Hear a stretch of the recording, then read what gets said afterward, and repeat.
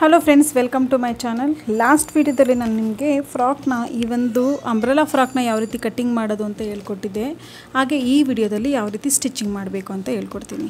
First top part ಉಂಟಲ್ಲ, ಅದನ್ನು 4 ಕಡೆ ಲೈನಿಂಗು ಮತ್ತು ಮೇನ್ ಫ್ಯಾಬ್ರಿಕ್ಕು ಎರಡನ್ನೂ ಕೂಡ ಒಟ್ಟಿಗೆ ಇಟ್ಟು ಈ ಥರ ಕಟ್ಟಿಂಗ್ ಮಾಡ್ಕೊಳ್ಳಿ, ಅಂದರೆ ಸ್ಟಿಚಿಂಗ್ ಮಾಡ್ಕೊಳ್ಳಿ. ಡೈರೆಕ್ಟಾಗಿ ಎಲ್ಲೂ ಕೂಡ ನಾನು ಫೋಲ್ಡಿಂಗ್ ಮಾಡ್ತಿಲ್ಲ, ಮಡಚುತ್ತೇನೂ ಇಲ್ಲ. ಹೇಗಿದೆಯೋ ಹಾಗೆ ಈ ಥರ ಸ್ಟಿಚಿಂಗ್ ಮಾಡಿಕೊಂಡು ಎಕ್ಸ್ಟ್ರಾ ಫ್ಯಾಬ್ರಿಕ್ ಉಂಟಲ್ಲ ಅದನ್ನೆಲ್ಲ ನೀಟಾಗಿ ಕಟ್ಟಿಂಗ್ ಮಾಡ್ಕೊಳ್ಳಿ. ಏಕೆಂದರೆ ಸ್ಟಿಚಿಂಗ್ ವಿಡಿಯೋ ಇದು. ಸ್ವಲ್ಪ ಸ್ಟಿಚಿಂಗ್ ಮಾಡಬೇಕಾದ್ರೆ, ಅಂದರೆ ಲೈನಿಂಗು ಮತ್ತು ಮೇನ್ ಫ್ಯಾಬ್ರಿಕ್ಕು ಎರಡನ್ನೂ ಕೂಡ ಅಟ್ಯಾಚ್ ಮಾಡಬೇಕಾದ್ರೆ ಸ್ವಲ್ಪ ಸ್ಪೇಡ್ ಮಾಡಿದ್ದೀನಿ ಅಷ್ಟೇ. ಕಟ್ಟಿಂಗು ಪ್ರಾಪರಾಗಿದೆ. ನೀವು ನೋಡಿಲ್ಲ ಅಂತ ಅಂದರೆ ಲಾಸ್ಟ್ ವಿಡಿಯೋದಲ್ಲಿ ಅಪ್ಲೋಡ್ ಮಾಡಿದ್ದೀನಿ, ನೋಡ್ಬೋದು. ಮತ್ತು ಫ್ರಂಟು ಮತ್ತು ಬ್ಯಾಕು ಎರಡನ್ನೂ ಕೂಡ ಒಟ್ಟಿಗೆ ಈ ಥರ ನೀವು ಸ್ಟಿಚಿಂಗ್ ಮಾಡ್ಕೋಬೇಕು. ಹಾಗೆ ಎಕ್ಸ್ಟ್ರಾ ಫ್ಯಾಬ್ರಿಕ್ನ ಕಟ್ಟಿಂಗ್ ಮಾಡ್ಕೋಬೇಕು.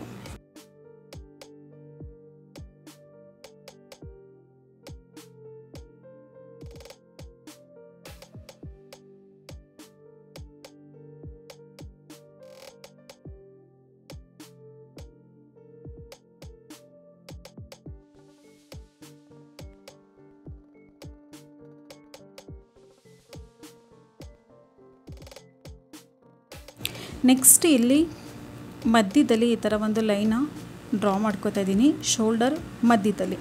ಬೇಕಂತಂದರೆ ನೀವು ಒಂದು ನೆಕ್ ಪಟ್ಟಿ ಉಂಟಲ್ಲ ಅಲ್ಲೂ ಕೂಡ ನೀವು ಡ್ರಾ ಮಾಡ್ಕೋಬೋದು. ಎಕ್ದಮ್ ಇಲ್ಲಿ ನೋಡಿ ಈ ಥರ ಡ್ರಾ ಮಾಡ್ಕೋಬೇಕು ಸೆಂಟರಲ್ಲಿ. ಅದಾದಮೇಲೆ ಈ ಥರ ಡ್ರಾ ಮಾಡಿಟ್ಕೊಳ್ಳಿ. ಮತ್ತು ಎಕ್ಸ್ಟ್ರಾ ಪೀಸಸ್ನ ಉಳಿದಿರುವಂಥ ಪೀಸಸ್ನ ನಾನು ಇಲ್ಲಿ ತೊಗೋತಾ ಇದ್ದೀನಿ. ತೊಗೊಂಡು ಏನು ಮಾಡಬೇಕು, ಇದನ್ನು ಈ ಥರ ಕಟ್ಟಿಂಗ್ ಮಾಡ್ಕೊಳ್ಳಿ. ನಾನಿಲ್ಲಿ ಉಳಿದಿರೋ ಎಷ್ಟು ತೊಗೋತೀನಿ ಅಂದರೆ 2 ಇಂಚು ಅಥವಾ 2.5-3 ಇಂಚು ತೊಗೊಂಡ್ರು ಓಕೆ. 3 ಇಂಚು ತೊಗೊಳ್ಳಿ, ಪರವಾಗಿಲ್ಲ. ಈ ಥರ 3 ಇಂಚು ಮಾರ್ಕಿಂಗ್ ಮಾಡಿಕೊಂಡು ಇದನ್ನು ಏನು ಮಾಡಬೇಕು, ಈ ಥರ ಕಟ್ಟಿಂಗ್ ಮಾಡ್ಕೊಳ್ಳಿ.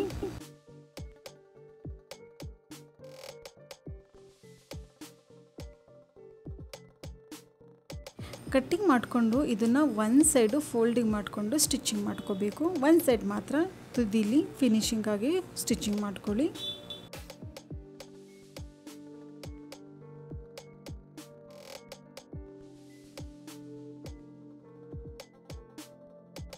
ನೆಕ್ಸ್ಟ್ ಈ ಪೀಸಸ್ನ ಈ ಥರ ನೆರಿಗೆ ಮಾಡ್ಕೋಬೇಕು. ನೋಡಿ ಈ ಥರ ನಾನಿಲ್ಲಿ ನೆರಿಗೆ ಮಾಡ್ಕೋತಾ ಇದ್ದೀನಿ.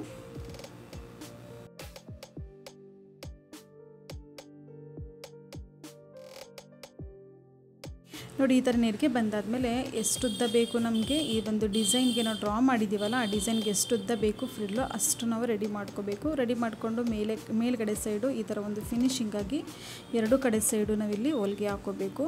ಏಕೆಂದರೆ ಇದು ಶೋಲ್ಡರ್ ಪಟ್ಟಿಗೆ ಹೋಗುತ್ತೆ, ಅದಕ್ಕೋಸ್ಕರ. ಇದನ್ನು ಈ ಥರ ಇಟ್ಟು ತುದಿಲಿ ಆದಷ್ಟು ತುದಿಲಿ ಹೊಲಿಗೆ ಹಾಕ್ಕೊಳ್ಳಿ. ನೋಡಿ ನೆಕ್ ಪಟ್ಟಿ ಉಂಟಲ್ಲ ಆ ಕಡೆ ಸೈಡು ನಾನು ತಿರುಗಿಸಿ ಹೊಲಿಗೆ ಹಾಕೋತಾ ಇದ್ದೀನಿ. ನೆಕ್ಸ್ಟ್ ಏನು ಮಾಡ್ತೀನಿ, ಇದನ್ನು ಕಟ್ಟಿಂಗ್ ಮಾಡಿಕೊಂಡು ಇಲ್ಲಿ ಈ ಭಾಗದಲ್ಲಿ ಕಟ್ಟಿಂಗ್ ಮಾಡಿಕೊಂಡು ಪೀಸ್ನ ಈ ಥರ ಇಟ್ಟು ಇಲ್ಲಿ ಮೇಲ್ಗಡೆ ಸೈಡು ದಾಪ್ ಸ್ಟಿಚಿಂಗ್ ಅಂತ ಅಂದ್ಬಿಟ್ಟು ಒಂದು ಹೊಲಿಗೆನ ಮತ್ತೊಂದು ಹೊಲಿಗೆ ಹಾಕೋತಾ ಇದ್ದೀನಿ. ಸೇಮ್ ಇದೇ ರೀತಿ 2 ಕಡೆ ಸೈಡು ಹೊಲಿಗೆ ಹಾಕೋಬೇಕು.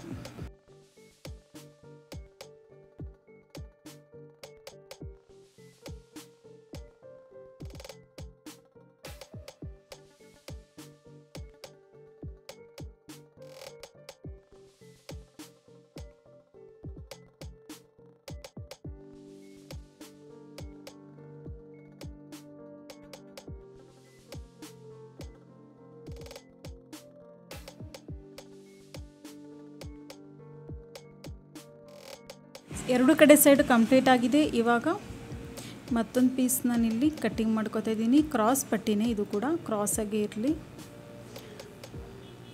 ಈ ಥರ ಕಟ್ಟಿಂಗ್ ಮಾಡ್ಕೊಳ್ಳಿ. ಕಟ್ಟಿಂಗ್ ಮಾಡಿಕೊಂಡು ಈ ಭಾಗದಲ್ಲಿ ನೆಕ್ ಪಟ್ಟಿ ಸ್ಟಿಚಿಂಗ್ ಮಾಡ್ಕೋಬೇಕು.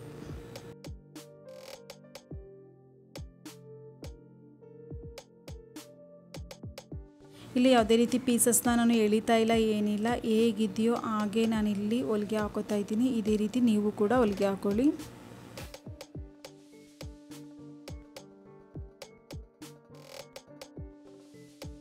ಇಲ್ಲಿ ಸಣ್ಣ ಸಣ್ಣದಾಗಿ ಕಟ್ಟು ಕೊಡ್ತಾ ಇದ್ದೀನಿ. ಇಲ್ಲಿ ಚಿಕ್ಕದಾಗಿ ಸಣ್ಣ ಸಣ್ಣದಾಗಿ ಕಟ್ಟಿಂಗ್ ಮಾಡ್ಕೊಳ್ಳಿ. ಕಟ್ಟಿಂಗ್ ಮಾಡಿಕೊಂಡು ಪೀಸ್ನ ಮೇಲ್ಗಡೆ ಸೈಡ್ ತಂದು ಈ ಥರ ಫೋಲ್ಡಿಂಗ್ ಮಾಡಿಬಿಟ್ಟು ಪಟ್ಟಿ ಮೇಲ್ಗಡೆ ಮತ್ತೊಂದು ಹೊಲಿಗೆನ ಹಾಕ್ಕೋಬೇಕು.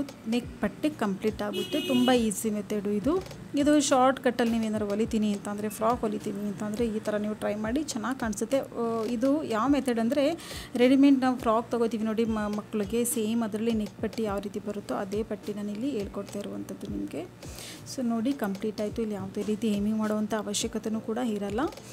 ಸರಿ, ಇಷ್ಟಾಯಿತು. ಇಷ್ಟಾದಮೇಲೆ ಇಲ್ಲಿ ಈ ನೆರಿಗೆ ಬರಬಾರ್ದು ಅಂತ ಅಂದ್ಬಿಟ್ಟು ಏನು ಮಾಡ್ತಾಯಿದ್ದೀನಿ, ನಾನು ಇಲ್ಲಿ ಇದನ್ನು ಫಿನಿಶಿಂಗ್ ಆಗಿ ಸ್ಟಿಚಿಂಗ್ ಮಾಡ್ಕೋತಾ ಇದ್ದೀನಿ.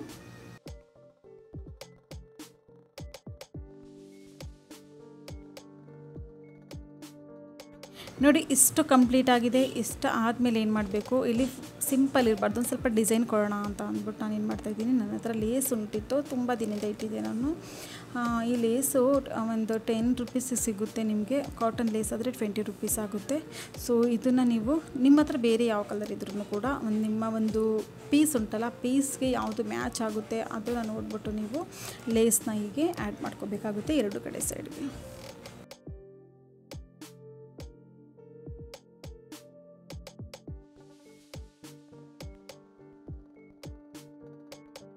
ನೋಡಿ ಇಲ್ಲೂ ಕೂಡ ಡಬಲ್ ಹೊಲಿಗೆ ಹಾಕೋತಾ ಇದ್ದೀನಿ.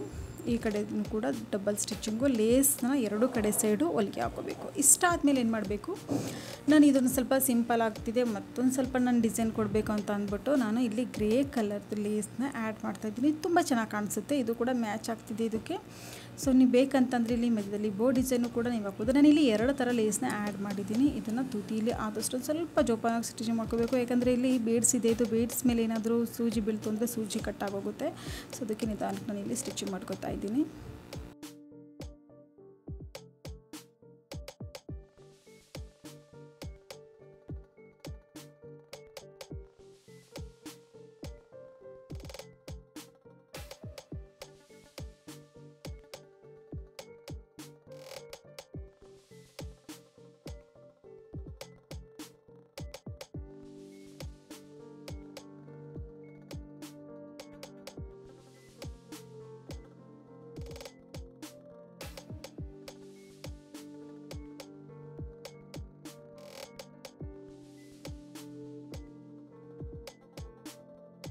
ಇಷ್ಟು ಕಂಪ್ಲೀಟ್ ಆಗಿದೆ. ಇವಾಗ ಬ್ಯಾಕ್ ಪಾರ್ಟಲ್ಲಿ ನಾನು ಇಲ್ಲಿ ಜಿಪ್ ಆ್ಯಡ್ ಮಾಡಬೇಕು. ಜಿಪ್ ಮಾಡೋದಕ್ಕೆ ನಾನಿಲ್ಲಿ ಸೆಂಟರಲ್ಲಿ ಕಟ್ಟಿಂಗ್ ಮಾಡ್ಕೋತಾ ಇದ್ದೀನಿ. ಕಟ್ಟಿಂಗ್ ಮಾಡಿಕೊಂಡು ತುದಿನ ಇಲ್ಲಿ ಹೊಲಿಗೆ ಹಾಕೋಬೇಕು. ಹೊಲಿಗೆ ಹಾಕೊಂಡ ನಂತರ ನಾನಿಲ್ಲಿ ಮತ್ತೊಂದು ಪೀಸ್ ನಾನು ಕಟ್ಟಿಂಗ್ ಮಾಡ್ಕೋತಾ ಇದ್ದೀನಿ. 1 ಇಂಚು ಪೀಸ್, 1-1.5 ಇಂಚು ಪಟ್ಟಿನ ಕಟ್ಟಿಂಗ್ ಮಾಡಿಕೊಂಡು ಇದನ್ನು ಮೇಲ್ಗಡೆ ಬಟ್ಟೆ ಸೀದಾ ಇಟ್ಟಿದ್ದೀನಿ, ಪಟ್ಟಿನ ಅದ್ರ ಮೇಲ್ಗಡೆ ಇಟ್ಕೊಂಡು ಈ ಥರ ಹೊಲಿಗೆ ಹಾಕೋತಾ ಇದ್ದೀನಿ.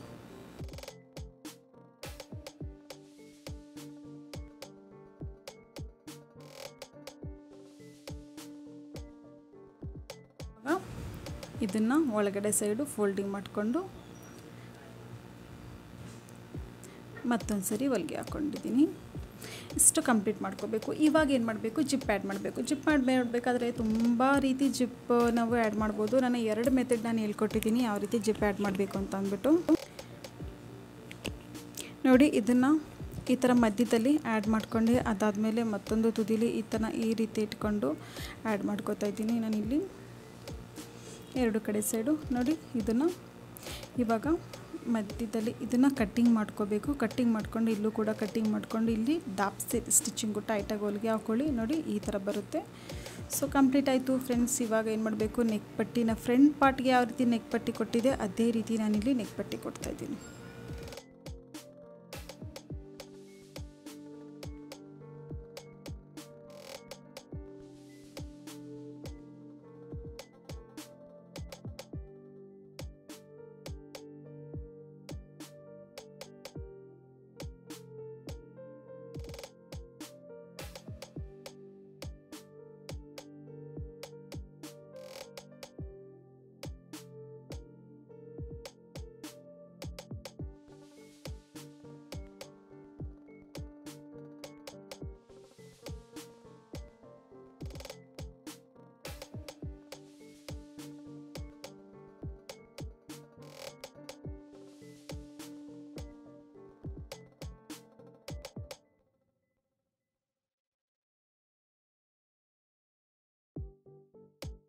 ನೆಕ್ಸ್ಟ್ ಇದನ್ನು ಶೋಲ್ಡರ್ ಜಾಯಿಂಟ್ ಮಾಡ್ಕೊಳ್ಳಿ. ಎರಡನ್ನೂ ಕೂಡ ಈ ಥರ ಒಟ್ಟಿಗೆ ಇಟ್ಕೊಂಡು ಇಲ್ಲಿ ಡಬಲ್ ಸ್ಟಿಚಿಂಗು ಕೂಡ ಹೊಲಿಗೆ ಹಾಕೋಬೇಕಾಗುತ್ತೆ, ನೆನಪಿರಲಿ.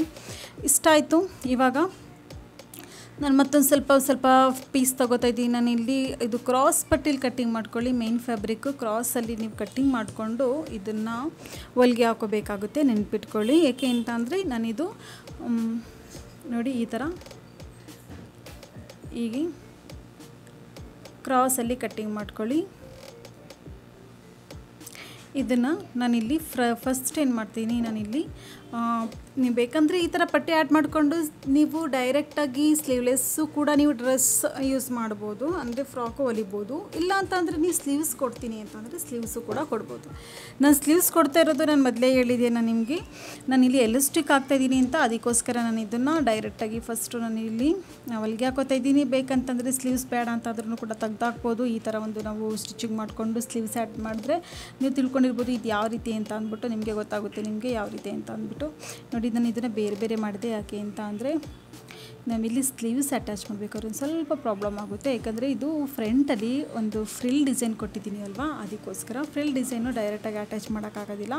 ಹಂಗೆ ಮಾಡ್ತಂದ್ರೂ ಕೂಡ ನಾವು ಆಮೇಲೆ ನೆಕ್ಸ್ಟು ನಾನು ಸ್ಲೀವ್ಸ್ ಅಟ್ಯಾಚ್ ಮಾಡೋಕ್ಕಾಗಲ್ಲ. ಅದು ಯಾವ ರೀತಿ ಅಂತ ಅಂದ್ಬಿಟ್ಟು ನಿಮಗೆ ಗೊತ್ತಾಗುತ್ತೆ. ಬನ್ನಿ, ಅದಕ್ಕೆ ಶೋಲ್ಡರ್ ಸ್ಟಿಚಿಂಗ್ ಮಾಡ್ಕೊಂಡಿದ್ದನ್ನು ನಾನು ಬಿಚ್ಚಿಬಿಟ್ಟು ಫಸ್ಟು ನಾನಿಲ್ಲಿ ಒಂದು ಆರ್ಮೋಲ್ ಹತ್ರ ಫಿನಿಶಿಂಗ್ ಕೊಡ್ತಾಯಿದ್ದೀನಿ.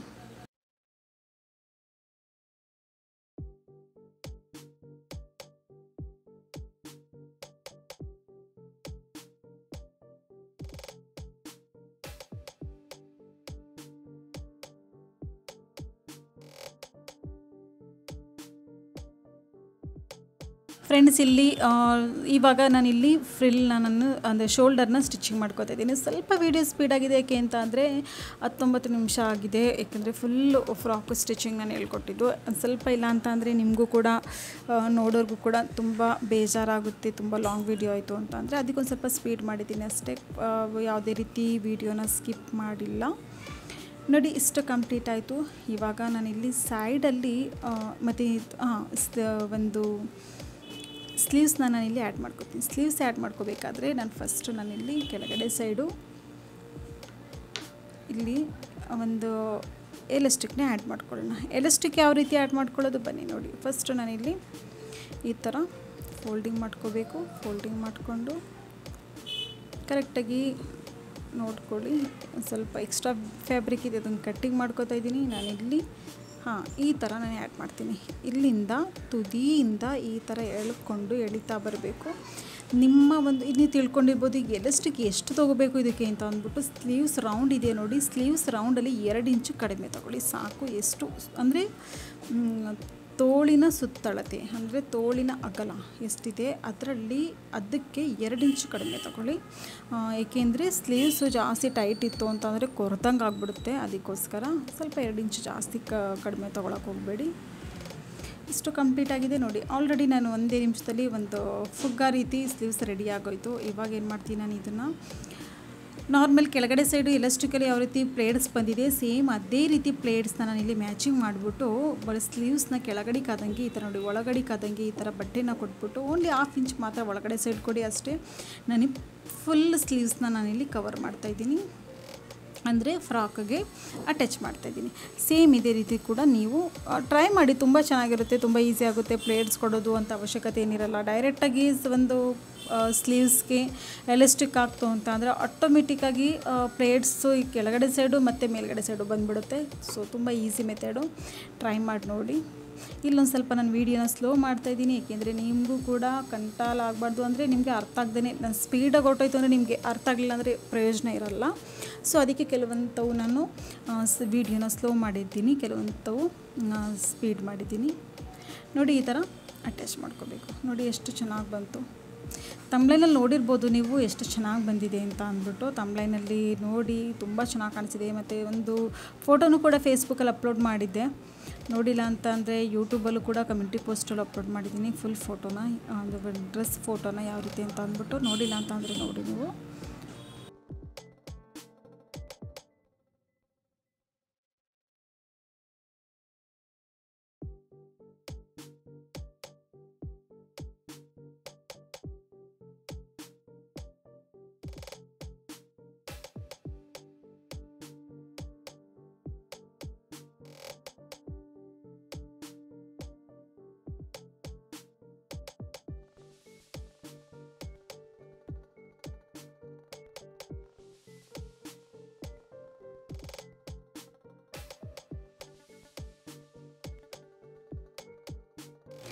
ಮೇಲ್ಗಡೆ ಟಾಪ್ ಕಟಿಂಗ್ ಅಂದರೆ ಸ್ಟಿಚಿಂಗ್ ಎರಡೂ ಕೂಡ ಕಂಪ್ಲೀಟ್ ಆಗಿದೆ. ಇವಾಗ ಕೆಳಗಡೆ ಸೈಡು ಫಸ್ಟ್ ಲೈನಿಂಗ್ನ ನೀವು ಕೆಳಗಡೆ ಸೈಡು ಫೋಲ್ಡಿಂಗ್ ಮಾಡ್ಕೊಂಡು ಹೊಲ್ಕೋಬೋದು. ಮತ್ತು ಅದೇ ರೀತಿ ಮೇನ್ ಫ್ಯಾಬ್ರಿಕ್ಕೂ ಕೂಡ ನೀವು ಹೊಲ್ಕೊಳ್ಳಿ. ಇಲ್ಲಿ ನೋಡಿ ಈ ಥರ ಫೋಲ್ಡಿಂಗ್ ಮಾಡಿಬಿಟ್ಟು ಚಿಕ್ಕದು ಬೇಕಾದರೆ ಚಿಕ್ಕದು ಫೋಲ್ಡಿಂಗ್ ಮಾಡಿ, ದೊಡ್ಡದು ಬೇಕಂದರೆ ದೊಡ್ಡದು ಫೋಲ್ಡಿಂಗ್ ಮಾಡಿ. ನಾನಿಲ್ಲಿ ಮೀಡಿಯಮ್ ಸೈಜಲ್ಲಿ ನಾನಿಲ್ಲಿ ಫೋಲ್ಡಿಂಗ್ ಮಾಡ್ಕೊಂಡಿದ್ದೀನಿ.